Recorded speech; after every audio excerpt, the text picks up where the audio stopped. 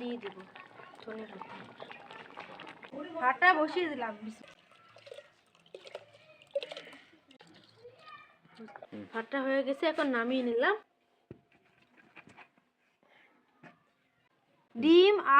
ডিম আলু সিদ্ধ করে নিব। তাহলে আজকে খাবো ডিম আলুর ডাল।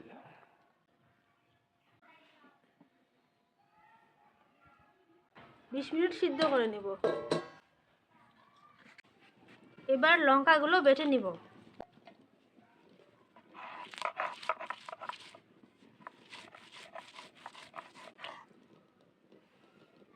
বাটা হয়ে গেছে, এখন তুলে নিব।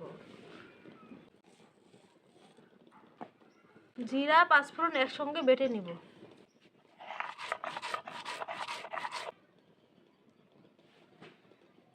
মশলা বাটা হয়ে গেছে, এখন তুলে নিব।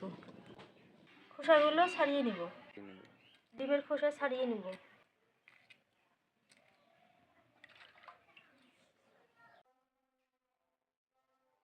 হ্যাঁ, তারপর এভাবে ডিমগুলো কেটে কেটে নেবেন, তাহলে ফ্রাই করলে ভালো হবে।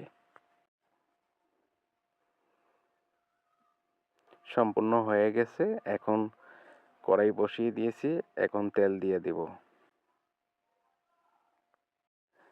ডিমগুলোতে হলুদ এবং হালকা লবণ দিয়ে মেখে নেব।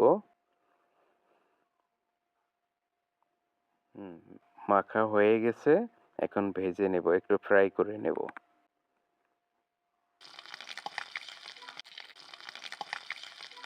হ্যাঁ, তারপর সিদ্ধ আলুগুলো আমি একটু ভেঙে নিচ্ছি,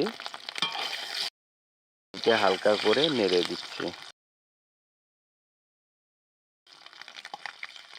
ডিমগুলো হয়ে গেছে, এখন নামিয়ে নেব। এখন পেঁয়াজ কেটে দেব।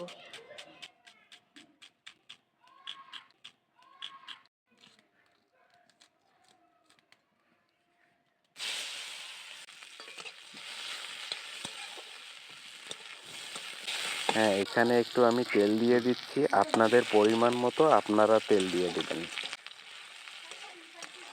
এখন আলুগুলো দিয়ে দেব। এখন ভেজে নেব। এখন হলুদ দিয়ে দেব। এখন জিরা দিয়ে দেব। কাঁচা লঙ্কা বাটা দিয়ে দেব। স্বাদ মতো লবণ।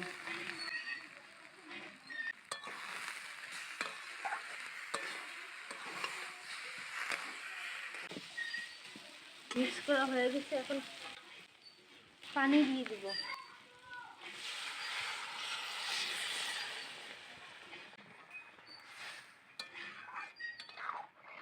এবার ঢাকনা দিয়ে দেব।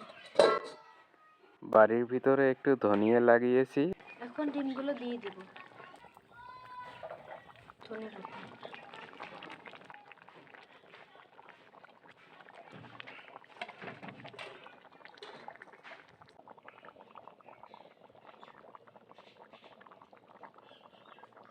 ফাইনালি হয়ে গেল রেসিপিটা। এইভাবে বাড়িতে বানিয়ে খেতে পারেন।